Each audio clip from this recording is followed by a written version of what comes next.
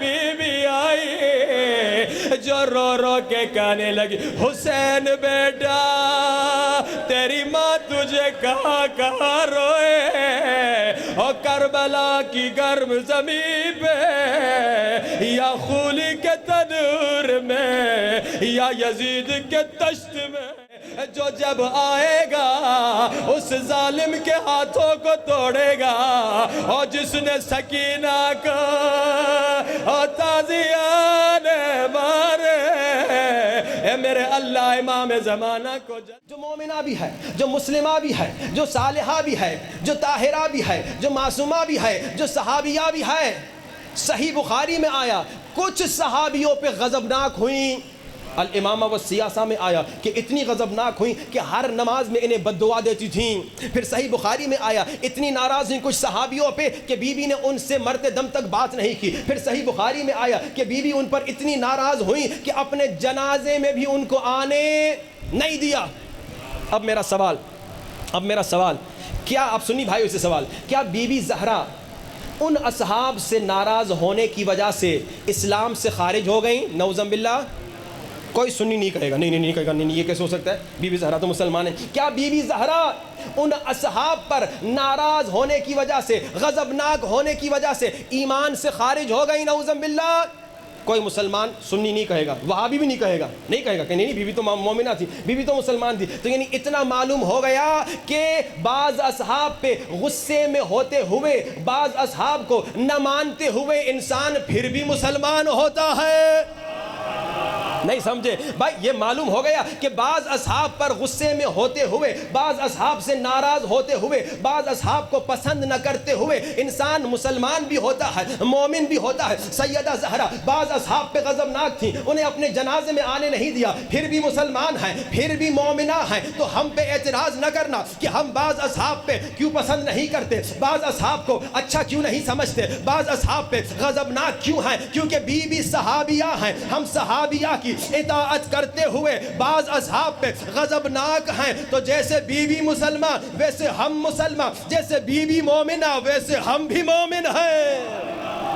ہم پہ اعتراض نہ کرنا کیونکہ ہم ایک صحابیہ کی سنت پہ عمل کر رہے ہیں, ہم بی بی زہرا کی سنت پہ عمل کر رہے ہیں کہ بی بی غضبناک ہوئیں. اور جس پر بی بی غضبناک ہوں یقیناً ہمارا عقل سلیم کہتا ہے کہ اے انسان ایسے شخص کو نہ مانو جس پہ بی بی غضبناک ہوں, جس پہ بی بی غصے سے دنیا میں چلی گئیں, جس سے بی بی راضی نہیں تھیں, اس سے ہرگز راضی عقل سلیم کہتا ہے کوئی انسان نہیں ہونا چاہیے. بس یہی کوشش رہے. اگر عقل سلیم کے سائے میں گفتگو رہے, اگر عقل سلیم کے سائے میں گفتگو کریں گے, نہ جھگڑا ہوگا, نہ فتنہ ہوگا, نہ فساد ہوگا. جیسے میں نے کہا تفرقہ, یہ جھگڑا, یہ فتنہ کون کراتا ہے؟ یہ شیطان کراتا ہے تاکہ مسلمانوں میں جھگڑا ہو جائے. ہم ایک ہیں, شیعہ ہو یا سنی, ہم ایک ہیں. بھائی دو بھائیوں میں بھی تو اختلاف ہوتا ہے, باپ بیٹے میں شیعہ ہی کیوں نہ ہو, باپ بیٹے میں اختلاف ہو جاتا ہے, لیکن آپس میں کیا لڑتے ہیں؟ کیا ایک دوسرے کو قتل کرتے ہیں؟ کیا ایک دوسرے کی مسجدوں میں جا کے ایک دوسرے کو مارتے ہیں؟ نہیں بھائی, پیار محبت سے ساتھ رہتے. اے شیعہ سنی, تم کو لڑانے والی بیرونی طاقت ہے, تم کو لڑانے والا شیطان ہے, شیطان پرست ہیں جو مسلمانوں کو تباہ کرنا چاہتے ہیں. وہ جو تم شیعہ سنی کو لڑا رہا ہے وہ نہ شیعہ کا دوست ہے نہ سنی کا دوست ہے. جتنے لوگ تفرقہ پھیلا رہے ہیں وہ اسی کے لیے کام کر رہے ہیں, چاہے سنی ہو چاہے شیعہ ہو. اگر تفرقہ پھیلا رہا ہے, شیعہ سنی میں جھگڑا کروا رہا ہے, شیعہ سنی میں قتل کروا رہا ہے, شیعہ سنی میں فتنہ کروا رہا ہے, سمجھ جائیے وہ شیعہ کا بھی دشمن ہے, سنی کا بھی دشمن ہے. لیکن پیار محبت سے عقل کے سائے میں گفتگو ہو سکتی ہے. ابھی ہم نے عقل کے سائے میں کسی کی توہین کی نہیں, ہم نے بڑے پیارے انداز سے کہا اے بھائی اگر ہمیں کافر کہتے ہو تو پھر بی بی زہرا کو کیا کہو گے؟ بی بی زہرا بھی تو سلام اللہ علیہا بہت سارے اصحاب, بعض اصحاب کو بالکل نہیں پسند کرتی تھی, ان کو بد دعا دیتی تھی نماز میں, ان کو اپنے جنازے میں نہیں آنے دیا, ان کو کیا کہو گے؟ تو بس عقل کے سائے میں اگر سوچے گا چپ ہو جائے گا کہ بات صحیح ہے. جیسے مولانا اسحاق صاحب نے بڑی اچھی بات کہی تھی, مرحوم ہو گئے, کہا بھائی ہم کیا کریں, یہ کتابوں میں بات تو آ گئی ہے, اب وہ ہم مانے نہ مانے بات تو ہے, ہماری صرف کتابوں میں نہیں بلکہ ہمارے اہل سنت کے بھائیوں کی کتابوں میں آ چکی ہے, واضح اور پکی اور صحیح دلائل کے ساتھ, صحیح روایات کے ساتھ, کہ بھائی ایک شخص آیا, بی بی زہرا کے دروازے پہ آیا اور اس نے دھمکی دی کہ میں دروازہ جلا دوں گا. یہ ہماری کتاب کی بات نہیں کر رہا, الفاروق اہل سنت کی کتاب ہے, مصنف ابن ابی شیبہ اہل سنت کی کتاب ہے, اس میں آیا ہے کہ اس شخص نے کہا میں جلا دوں گا. اب اس سے زیادہ آگے بات نہیں آئی, لیکن عقل سلیم کیا کہتا ہے اس شخص کو نہ مانو جو تمہارے نبی کی بیٹی کے گھر کو جلانا چاہتا تھا.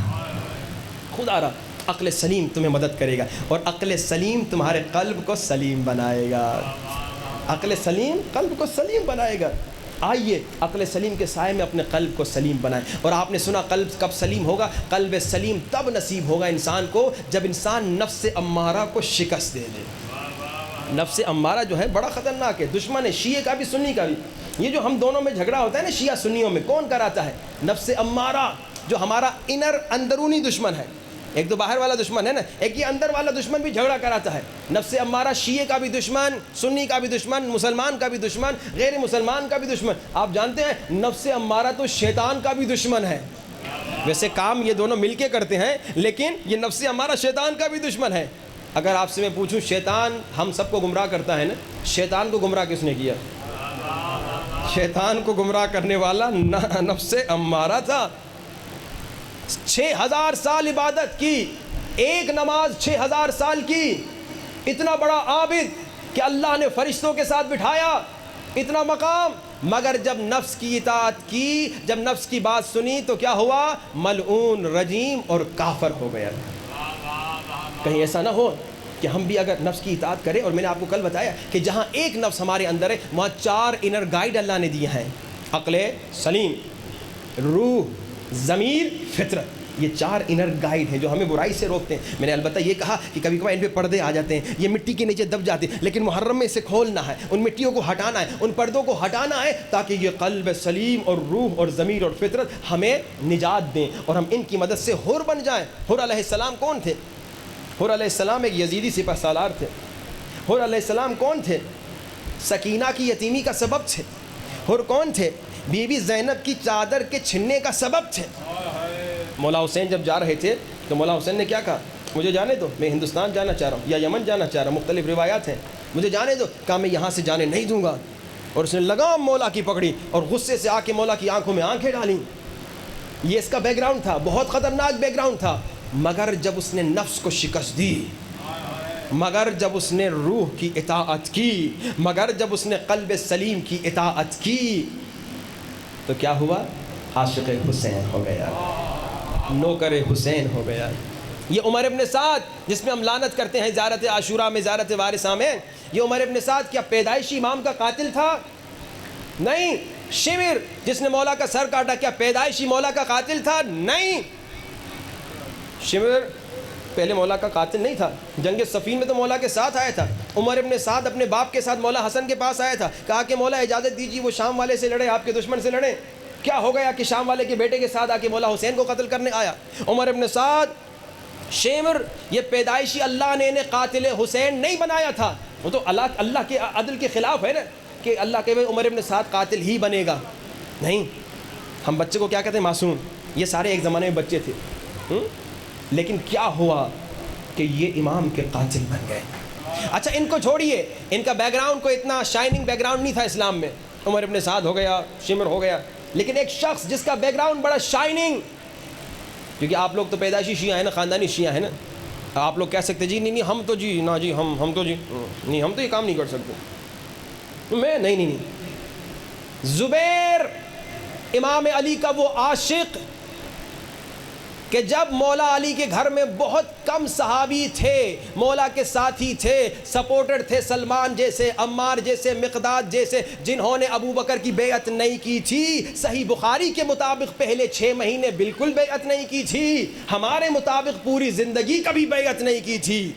کیونکہ امام کسی کی بیعت نہیں کرتے بلکہ لوگ امام کی بیعت کرتے ہیں. ہمارا عقیدہ ہے اور اس پہ قلب سلیم انشاءاللہ اور عقل سلیم کی مدد سے ہم ثابت کریں گے اگر وقت رہا گفتگو ہوگی کہ مولا نے بیعت کسی کی نہیں کی. لیکن ان کے مطابق پہلے 6 مہینے میں مولا علی اور کچھ صحابیوں نے بیعت نہیں کی تھی. ان میں سے کون تھے؟ ایک زبیر تھے. اتنا مولا کا عاشق کہ بی بی زہرا کہتی ہیں یا علی جب میں دنیا سے جاؤں گی تو میرے لیے صندوق جو ہے وہ زبیر کو کہیے گا بنائے. مولا علی کا پھپھوزاد بھائی زبیر، جب عمر نے کہا، ایک کابینہ بنائی تھی عمر نے، اس نے کہا کہ بھائی 6 لوگ ہوں گے، ان میں سے لمبا چوڑا واقعہ ہے، کیا ہو کیا نہ ہو، اس میں سے جس شخص نے مولا علی کی سپورٹ اور مولا علی کی حمایت میں بیک ہوا، پیچھے ہٹا، وڈرو کیا، وہ کون تھا؟ زبیر. اس نے کہا میں پیچھے ہٹتا ہوں تاکہ مولا علی خلیفہ بن جائے، میں پیچھے ہٹتا ہوں تاکہ مولا علی خلیفہ بن جائیں. یعنی مولا علی کی سپورٹ میں، مولا علی کی حمایت میں پیچھے ہٹ گیا تاکہ مولا کو ووٹ ملے. گویا اس نے مولا کو ووٹ دیا کہ مولا خلیفہ بنے، جب عثمان سے پہلے بننے والا موقع جب تھا. اتنا مولا کا عاشق، اتنا مولا کا چاہنے والا، اتنا عاشق کہ جیسے سلمان و منا اہل البیت کی روایت آپ سنتے ہیں، مختلف روایات آئی ہیں کہ زبیر بھی ہمارا اتنا قریبی تھا. مگر کیا ہوا؟ جنگ جمل میں یہی زبیر مولا علی سے لڑنے آیا. اتنا شائننگ بیک گراؤنڈ، اتنا کمال کا شیعہ، اتنا کمال کا عاشق، اتنا کمال کا چاہنے والا. کیا ہوا؟ کیونکہ نفس کی اطاعت کی، نفس امارہ کی بات سنی، نفس کی بیماریوں کو ڈائیگنوز نہیں کیا. بھائی جسم کی بیماریوں کو بھی اگر آپ ڈائیگنوز نہ کریں تو کیا ہوتا ہے؟ اچانک موت ہو جاتی ہے. وہ ایک صاحب آئے تھے، انہوں نے کہا قبلہ جی میں چل رہا تھا، چلتے چلتے سر چکرایا، گر گیا، بے ہوش ہو گیا. ڈاکٹر کے پاس لے کے کہا تمہیں کینسر ہے، لاسٹ سٹیجز. تو کیا یہ ایک دن میں کینسر بنا تھا؟ ابھی کچھ دن پہلے ایک صاحب رات کو میں نے فون کی ان کو، تو جناب تڑپ رہے تھے، بھائی کیا ہو گیا؟ کہا جی پتھری ہو گئی ہے، بہت درد ہے. پھر ڈاکٹر کے پاس گئے تو پتہ نہیں کتنی ملی میٹر کی پتھری تھی ان کی. یہ ایک دن میں بن گئی. گیل بلیڈر کی پتھری ایک دن میں بن جاتی ہے. ہارٹ اٹیک جب ہوتا ہے یہ وولز ایک دن میں بنتے ہیں؟ نہیں، ایک پورا پروسیس ہوتا ہے. 1 سال 2 سال 4 سال 6 سال آپ پائے کھاتے ہیں، آپ نہاری کھاتے ہیں، پتہ نہیں کیا کیا کھاتے ہیں، اور گلاب جامن کھاتے ہیں، نانا کیا کیا کھاتے ہیں، تو آپ کی شوگر بڑھتی ہے، آپ کی چربی بڑھتی ہے. ایکسرسائز کرتے نہیں ہیں تو آپ کے وولز بند ہو جاتے ہیں، آرٹریز بند ہو جاتی ہیں. جب ساری بند ہو جاتی ہیں اب کیا کرے؟ پھٹ جاتا ہے، اٹیک ہو جاتا ہے، ہارٹ اٹیک ہو جاتا ہے. ایسے ہی ہے نا، ایک دن میں تو نہیں ہوا نا، ایک دن میں نہیں ہوا. اسی طرح یہ شمر ایک دن میں شمر نہیں بنا. عمر ابن سعد ایک دن میں عمر ابن سعد نہیں بنا. زبیر ایک دن میں زبیر نہیں بنا. قاضی شرح ایک دن میں قاضی شرح نہیں بنا. یہ پیچھے بیک گراؤنڈ ہے. ان کے اندر نفس کی بیماریاں تھیں، یہ تشخیص نہیں دیتے تھے، ڈائیگنوز نہیں کرتے تھے، علاج نہیں کرتے تھے. اور جب علاج نہیں کیا، جب ڈائیگنوز ہی نہیں کیا تو علاج نہیں کریں گے. اور جب علاج نہیں کریں گے تو اچانک، کیونکہ نفس امارہ نا انتظار کرتا ہے، موقع پہ وار کرتا ہے. جیسے جب جنگ ہوتی ہے نا تو ایک دشمن ہے جو وہ انتظار کرتا ہے کہ کب موقع ملے، جب موقع ملے تو تب وار کرتا ہے. آیت اللہ بہجت بزرگ عارف گزرے ہیں، یہ کہتے ہیں لوگوں جانتے ہو ہر انسان بالقوہ شمر ہوتا ہے. ارے مولانا یہ آپ نے ہمیں شمر کہہ دیا. شہید صدر کہتے ہیں ہر انسان بالقوہ فرعون ہوتا ہے. مولانا پہلے تو بالقوہ سمجھائیے بچوں کے لیے. بالقوہ کیا مطلب؟ بالفعل کیا مطلب؟ یہ جتنے بچے نوجوان بیٹھے ہیں نا غیر شادی شدہ، یہ بالقوہ باپ بن سکتے ہیں. یعنی ان میں ایبلٹی ہے باپ بننے کی، لیکن موقع نہیں ملا.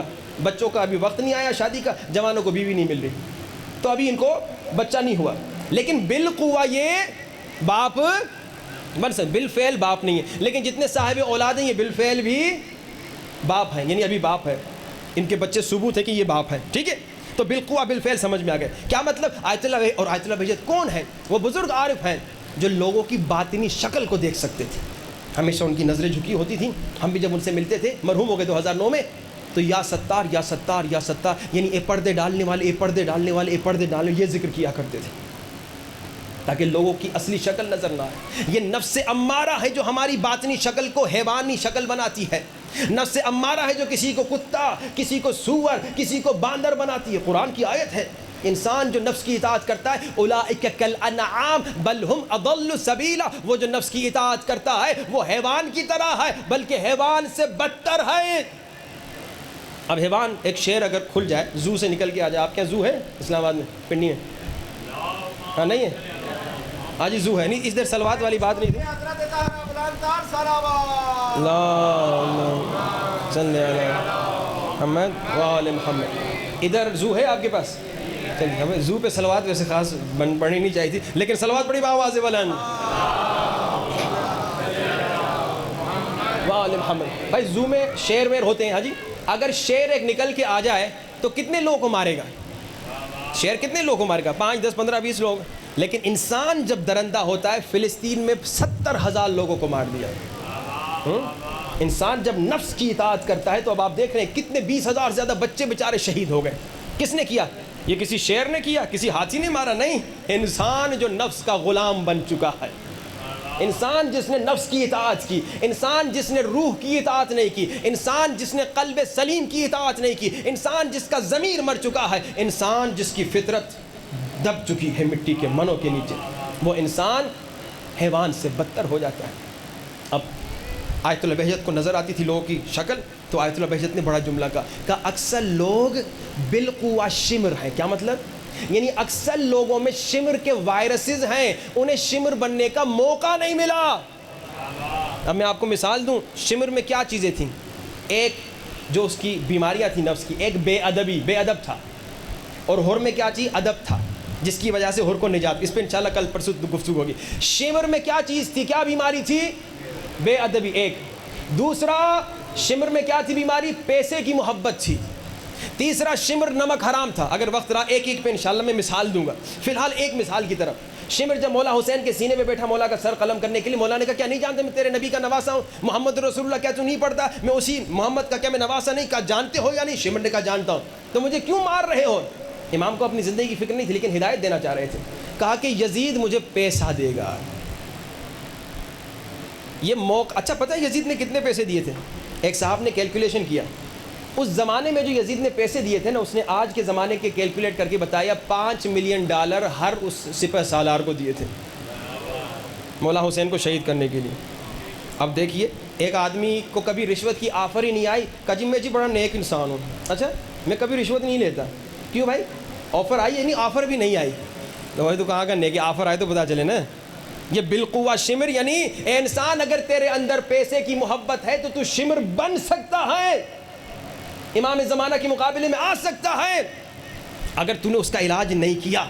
اگر علاج کیا تو پھر تو ٹھیک ہے، علاج کیا، بیماری کو ختم کر دیا، بس ٹھیک ہے۔ اب انشاءاللہ ہم آپ کو علاج بھی بتائیں گے انشاءاللہ۔ تو انسان خیال رکھ کہیں ایسا نہ ہو کہ تمہارے اندر وہی وائرس ہو جو شمر میں تھے۔ اب پتہ چلے گا اگر میں خمس نہیں دیتا، امام زمانہ کا حق نہیں دیتا، یعنی پیسے سے محبت ہے نا، اگر میں پیسے کی خاطر ہر کام کرنے کو تیار ہوں، ہر ظلم کرنے کو تیار ہوں، یعنی وہی وائرس ہے نا۔ آج ہمارے پاکستان میں بہت سارے سیاستدان وہ بالقوہ نہیں بالفعل شمر ہیں، کیونکہ ان میں وہ پیسوں کی محبت اتنی زیادہ ہے کہ پیسے کی خاطر ہر ظلم کرنے کو تیار ہے۔ شمر یہی تھا نا، پیسے کی خاطر امام کو قتل کرنے کو تیار تھا۔ اے انسان خدا را یہ وائرسز جو تمہارے اندر ہیں اس کو ختم کرو، علاج کرو۔ انشاءاللہ ہم آئندہ کل سے انشاءاللہ علاج بیان کرنا شروع کریں گے، لیکن شرط یہ ہے کہ آپ اس پہ عمل بھی کریں۔ نفس کو شکست دینے کی کچھ انشاءاللہ پروسیسز ہیں وہ آپ کو بتاؤں گا، لیکن اس میں شرط یہ کہ عمل کریں۔ اگر آپ صرف سنتے رہیں اور عمل نہ کریں تو وہ میں نے مثال دی تھی نا کہ بھائی ڈاکٹر نے دوائی دی اور جناب دوائی خرید بھی لی، لیکن گھر پہ ٹیبل پہ رکھی ہوئی ہے، استعمال ہی نہیں کی، ٹھیک نہیں ہوگا۔ اب آپ نے عمل کتنا کیا ہے؟ ہاتھ اٹھا کے بتائیے کس کس نے 500 صلوات پڑھی؟ یہاں صلوات پڑھنی چاہیے بھائی۔ کل وعدہ کرنے والے تو بہت تھے، لیکن آج وعدہ پورا کرنے والے بہت کم نظر آ رہے ہیں۔ جی بسم اللہ، کچھ کہنا ہے؟ ٹیشو دیجیے گا۔ اللہ اکبر۔ بڑے دوروں ہیں ایک سے لگن نا یہ علامہ صاحب پوری دنیا سے انہوں کا نام ہے، انہوں نے داد نہیں دینی، پاک امیر المومنین نے داد نہیں ہے، داد ہو جو کہ دان پاک امیر المومنین بھی آگے کہ بیٹھے ہو کربلا، نعرہ تکبیر، اللہ اکبر، نعرہ رسالت، یا رسول اللہ، زبان نعرہ حیدری، حیدری، یا انتر صلوات، اللہم صلی علی محمد و آل محمد وعجل فرجہ۔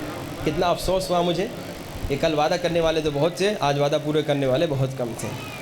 اور یہ اس کا میں نے آپ کو فائدہ بتایا، ثواب اس کا آپ کو ہوگا، مجھے تو کوئی فائدہ نہیں ہوگا اگر آپ 500 صلوات پڑھیں۔ اگر میں یہ کہا تھا بھائی کل جو مجلس میں آئے میرے لیے 500 روپے لے کر آئے تو پھر وہ الگ بات ہوتی، ایسی بات میں کہوں گا بھی نہیں، کیونکہ مجھے معلوم ہے آدھا مجمع چلا جائے گا۔ ہاں بھائی ہم لوگ تو دین پہ خرچ کرنے والے تو ہیں نہیں، لیکن میں نے ایسا کام کیا کہ جناب آپ اپنے اکاؤنٹ میں 500 صلوات ڈال کے آئیے۔ میں اکثر جب دیکھتا ہوں کہ مومنین امام کے لیے، کیونکہ 500 صلوات میں تقریباً 20 منٹ آدھا گھنٹہ لے گا، جو امام کے لیے آدھا گھنٹہ نہیں دے سکتے تو امام کے لیے جان کہاں دیں گے؟ میں اکثر پوچھتا ہوں بھائی کل کے دن تم نے چائے شائے پی تھی، کھانا کھایا تھا، پانی پیا تھا، گھومے پھرے تھے، بیوی بچوں سے بات کی تھی، اسکول گئے تھے، کالج گئے تھے، جاب پہ گئے تھے، یہ سارے کام کے لیے وقت تھا، لیکن جس کے لیے وقت نہیں تھا وہ امام زمانہ تھے۔ عام طور پہ جو چیزیں ویلیو لیس ہوتی ہیں نا اسے ہم اگنور کر دیتے ہیں، تو جس نے سنا اور عمل نہیں کیا تو اس نے عمل سے بتایا کہ امام زمانہ کی اس کی زندگی میں کوئی ویلیو نعوذ باللہ توبہ استغفر اللہ نہیں ہے۔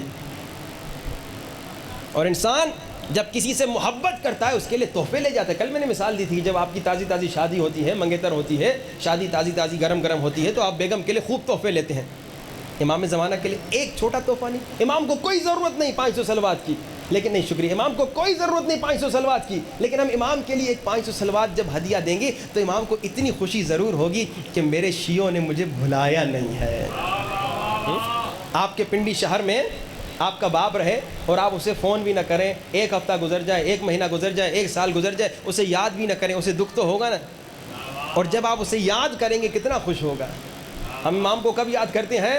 جب مشکلات ہوں, اس کے علاوہ یاد نہیں کرتے. اس کی مثال ایسی ہے, ایک انسان پورا سال اپنے باپ کو یاد نہیں کرتا, جب پیسے کی ضرورت ہو کہتے ہیں بابا تھوڑے پیسے اکاؤنٹ میں ڈلوا دے.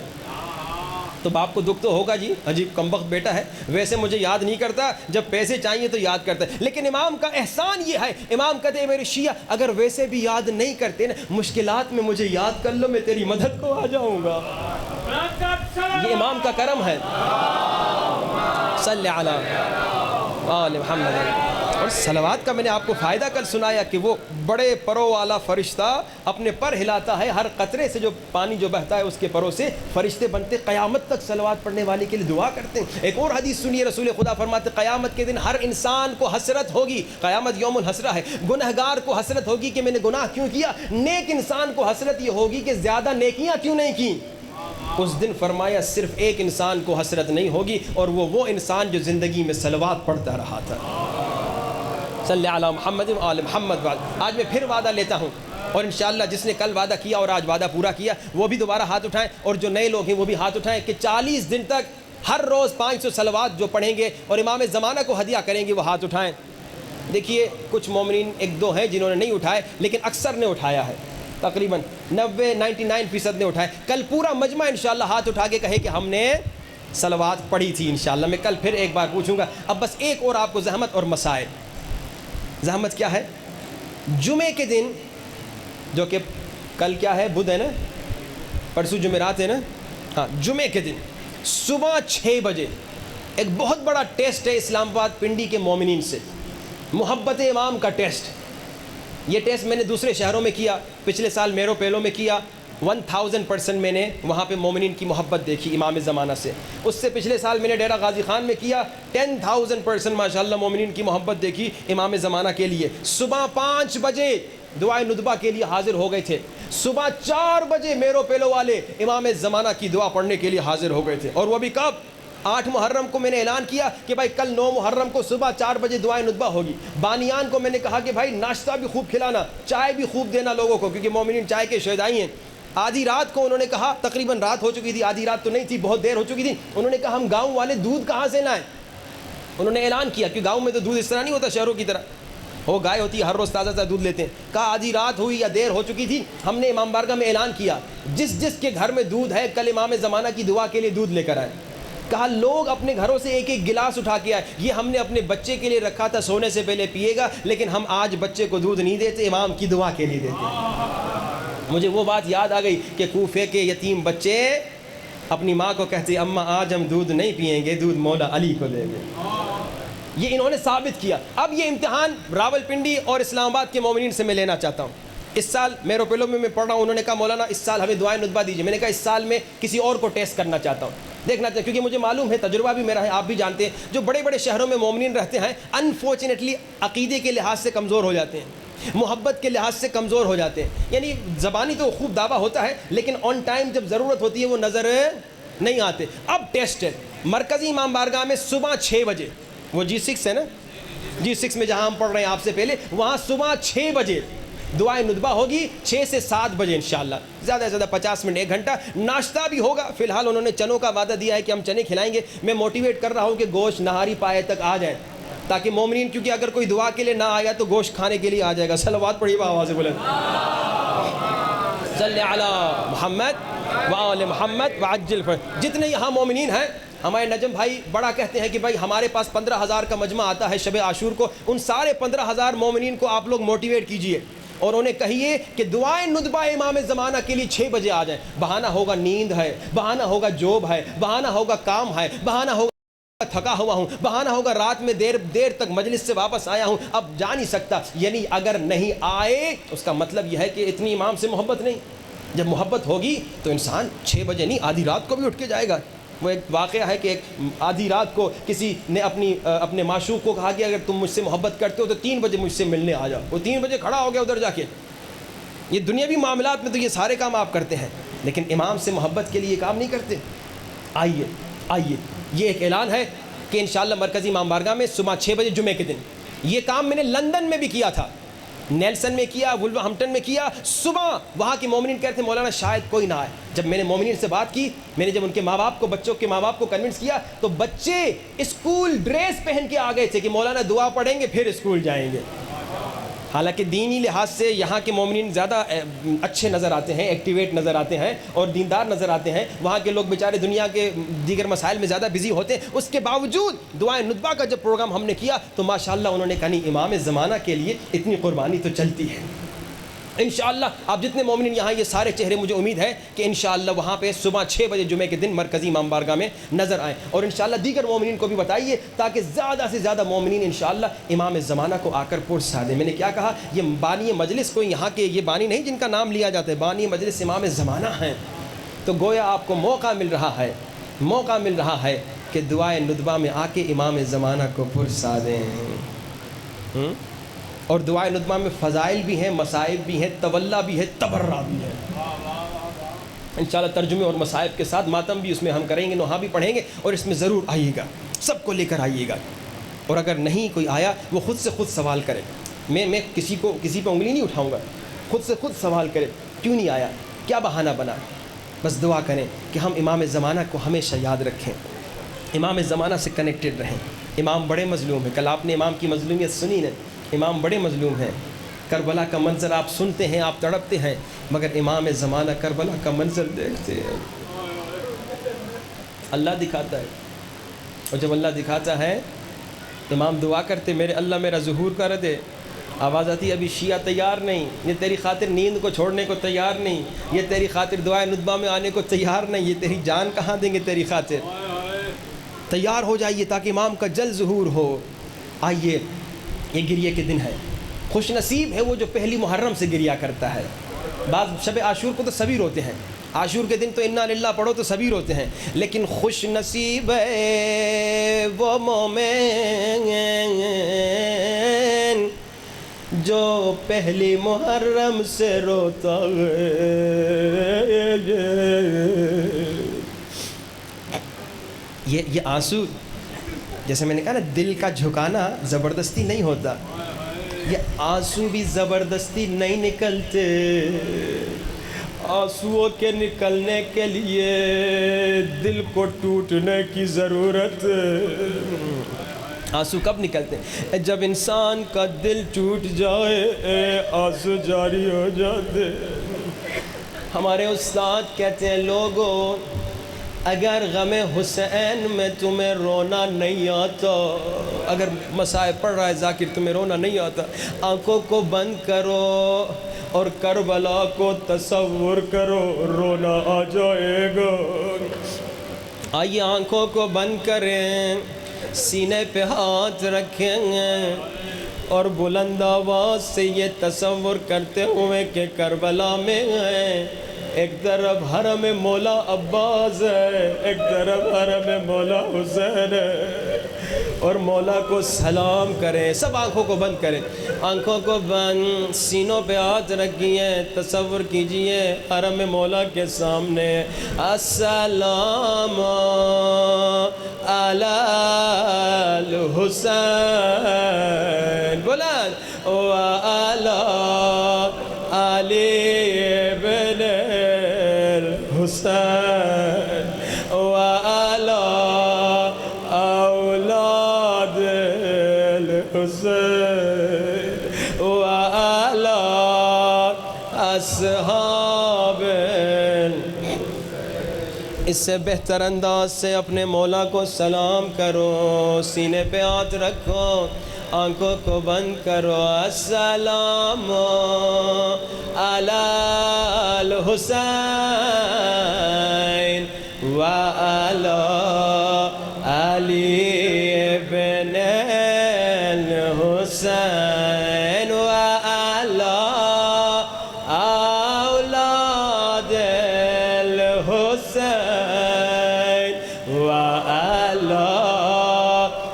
اصحاب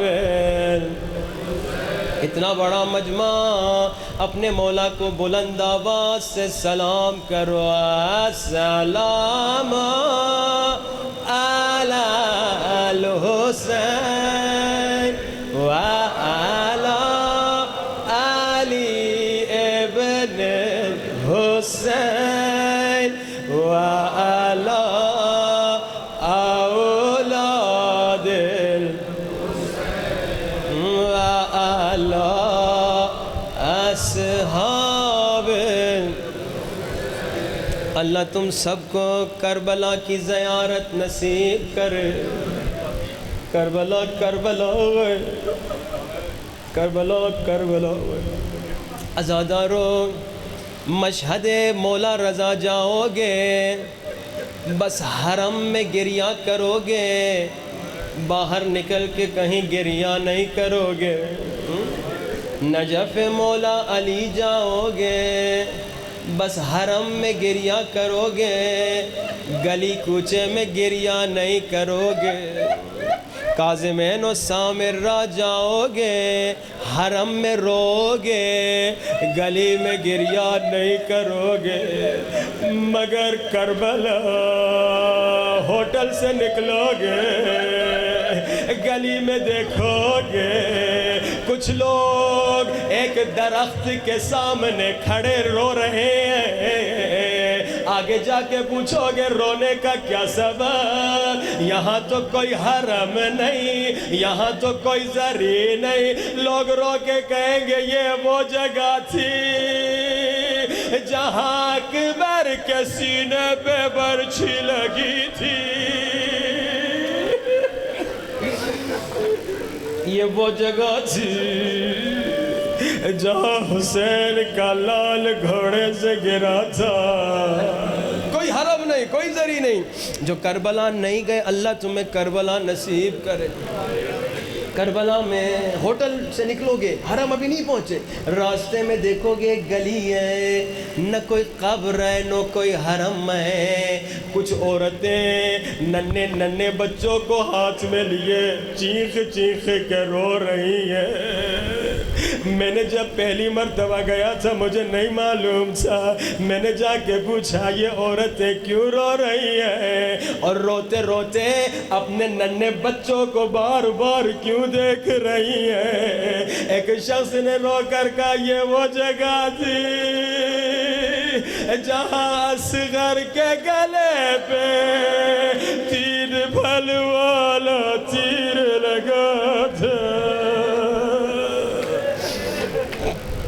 غم حسین میں عزادارو گھٹ گھٹ کے نہ رونا غم حسین میں چیخ چیخ کے رونا تڑپ تڑپ کے رونا یہ آنسو جاری ہو تمہارے چہرے پہ لیکن خالی آنسو نہیں آواز بھی بلند ہو امام کا ایک صحابی امام کا ایک عاشق مجلس امام حسین سے جب نکلتا ہے امام صادق اسے روک لیتے ہیں امام اس سے پوچھتے ہیں اے میرے صحابی تم نے میرے دادا پہ رونے کا حق ادا نہیں کیا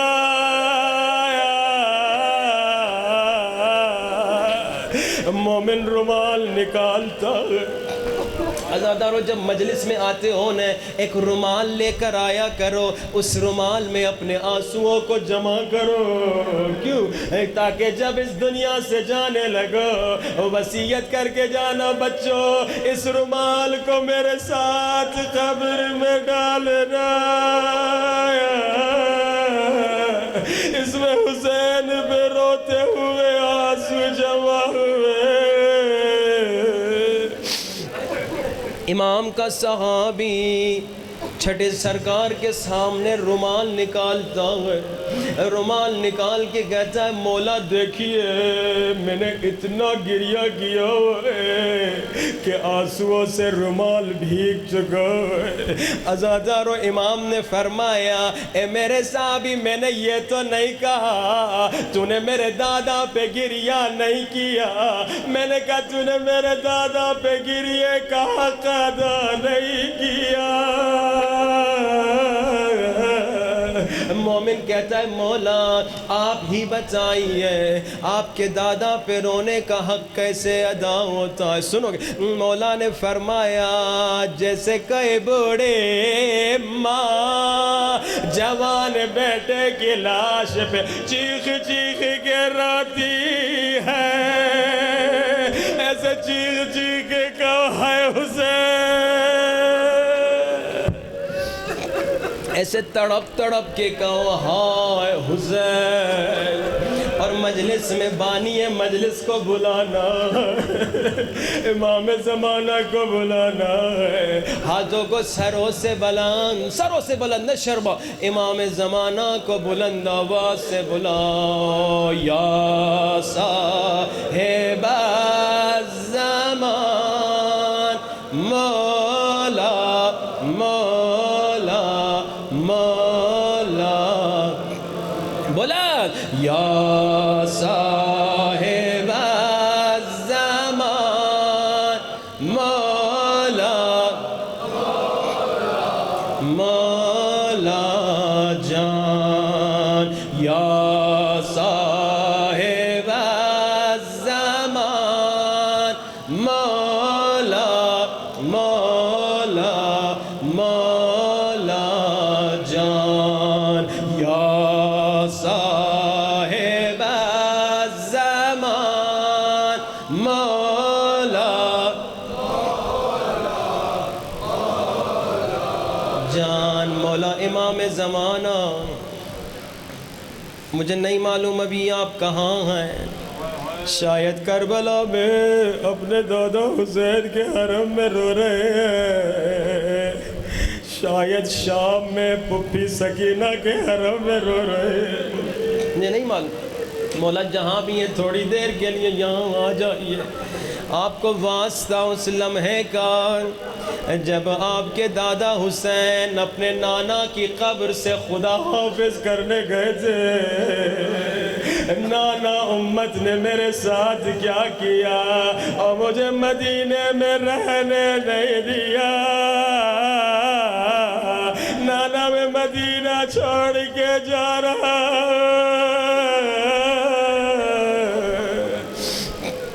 نانا کے روزے پہ روتے روتے مولا حسین بے ہوش ہو گئے، خواب میں نانا کو دیکھا، نانا سے پوچھا نانا کیا حکم ہے؟ نانا نے کہا بیٹا حسین اللہ تیری شہادت دیکھنا چاہتا ہے۔ حسین نے کہا نانا اسلام کو بچانے کے لیے میں شہید ہونے کو تیار ہوں، اور کوئی حکم؟ نانا میری بہن زینب کے لیے کیا حکم ہے؟ نانا رسول خدا نے خواب میں کہا اللہ زینب کو قیدی دیکھنا چاہتا ہے، اسلام کو بچانے کے لیے زینب کو قیدی ہونا پڑے گا، زینب کو بازاروں میں جانا پڑے گا۔ آئے مولا حسین نوش میں آئے، زارو قطار رو رہے تھے، آئے اصحاب نے ساتھیوں نے پوچھا مولا رونے کا کیا سبب؟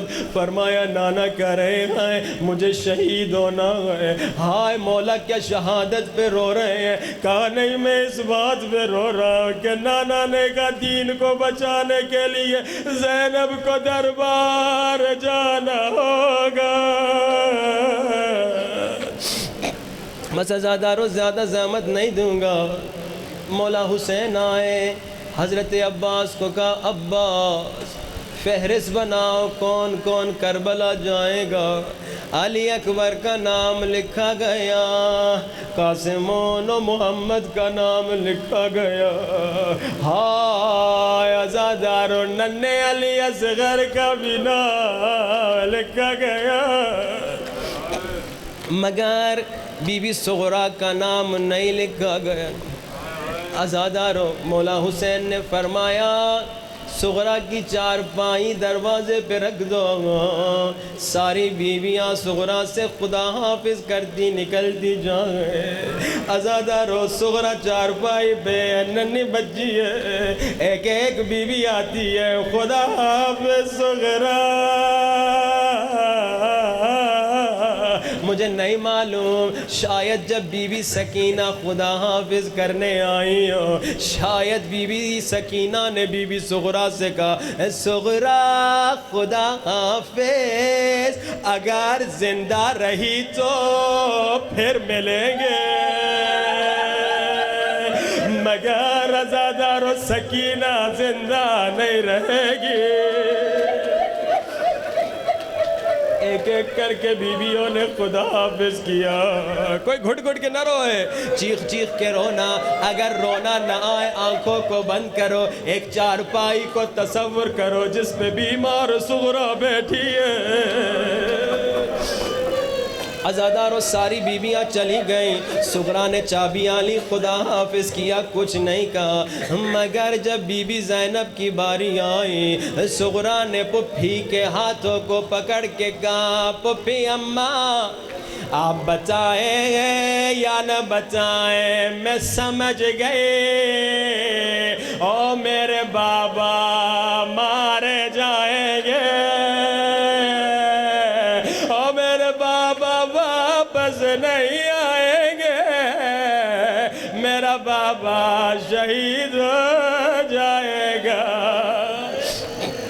عزاداروں بی بی زینب کہتی ہے سغرا بیٹا تمہیں کیسے پتا چلا؟